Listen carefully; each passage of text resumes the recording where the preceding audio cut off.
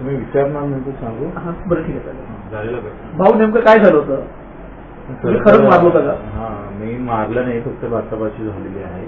अशोक जाधव नावाचा अतिशय गरीब कर्मचारी माझ्याकडे आला. त्यांची पत्नी हृदयविकाराचा प्रॉब्लेम आहे, त्याचं ऑपरेशन कदाचित आता 1-2 महिन्यात करावं लागेल आणि त्याला निवासस्थानाची फक्त मुदत वाढवून पाहिजे होती. 1 वर्षापासून तो पायऱ्या झिजत होता आणि कुठं काही न्याय भेटत नाही म्हणून तो माझ्या मतदारसंघातला नाही, माझ्या ओळखीचा नव्हता, पण लोकांनी त्याला माझ्याकडे पाठवलं. मी त्याच्याकडे घेऊन गेलो आणि त्यामध्ये जे गावित आहे त्यांनी अतिशय विचित्र वागणूक त्याला आतापर्यंत दिली होती आणि त्यांना चुकीचे अहवाल याचे पाठवले होते जाणीवपूर्वक आणि त्याच्याहून ती बाचाबाची झाली आणि त्याचा एवढा मोठा मला वाटतं बाचाबाची झाली म्हणजे मारहाण न झाली, शाब्दिकच सगळं झालेलं होतं आणि त्यांनी त्याचा इश्यू तयार केला. दुसरा आपण पाहतोय का एक मोठी लढाई आपण पाहतोय का एका इकडे इमानदार कर्मचारी आणि सामान्य माणूस याला हे सगळे भ्रष्ट अधिकारी कामचुकार अधिकारी त्याच्यामध्ये पिसळत आहे. आपण पाहतो सगळे त्यांचा वाताहात सगळीकडे होत आहे आणि ती वाताहत थांबली पाहिजे. आता खरं तर कर्मचाऱ्यांनी अशोक जाधवासाठी एकत्र यायला पाहिजे होतं, कारण त्याची पत्नी हार्टचा प्रॉब्लेम आहे, त्याला निवासस्थान भेटणं अत्यंत गरजेचं आहे, पण त्याच्यासाठी कर्मचारी एकत्र होताना झाले नाही.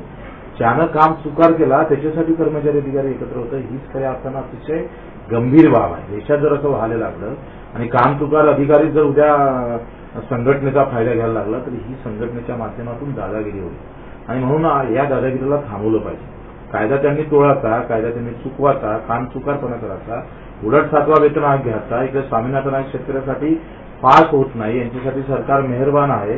7वा वेतन आयोग देत असताना सुद्धा कामाचं मात्र कुठेही आपण पाहतोय पाहिजे तशा प्रकारे प्रतिसाद भेटत नाही. सामान्य माणूस रडतं, मरतय, मार एकदा मारवर खचतं आणि अधिकारी मात्र त्याच्याच भाषेत त्याच्याच अधिकारी चालतात. दप्तर दिरंगाईचा कायदा आला पण एकावरही दप्तर दिरंगाईच्या कायद्याचा कारवाई झालेली महाराष्ट्रात दिसत नाही. 6 मंत्रालयाचे 6 मजले चांगले जर झाले तर अवघा महाराष्ट्र चांगला होऊ शकतो.